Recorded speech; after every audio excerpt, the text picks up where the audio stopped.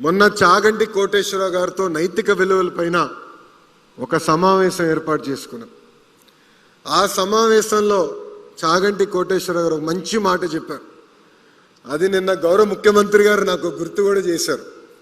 ఆ మాట ఏంటంటే, మనం తీసుకుపోయే నిర్ణయం ఒక్కసారి ఆలోచించి ఇది మన తల్లికి చెప్పగలుగుతామా చెప్పలేమా, చెప్పలేకపోతే ఆ నిర్ణయం మనం తీసుకోకూడదు, చెప్పగలితే ఆ నిర్ణయం తీసుకోవాలని చాలా సింపుల్గా చెప్పారు. ఇది మీ అందరికి ఎందుకు చెప్తున్నానంటే, ఇక్కడ మీరందరూ ప్రయోజకులుగా మారుతారు. భవిష్యత్తు మన చేతిలో ఉంటుంది.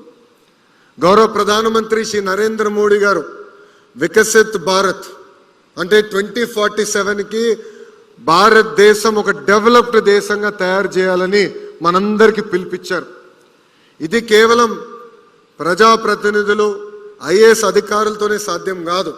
ప్రజలందరం మనం భాగస్వామ్యం అవ్వాలి, మీరందరూ భాగస్వామ్యం అవ్వాలి.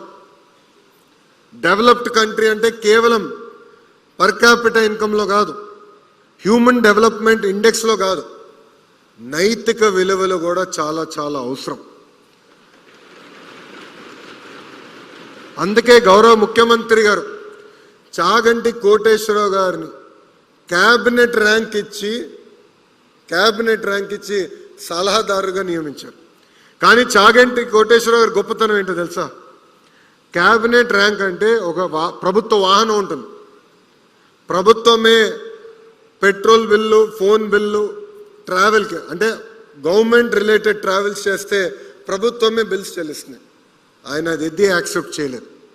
నాకు ₹1 అవసరం లేదు, ప్రభుత్వం ఇచ్చిన బాధ్యత నా డబ్బులు నేను ఖర్చు పెట్టుకుని నిర్వహిస్తానని చాగంటి కోటేశ్వరరావు గారు చేశారు.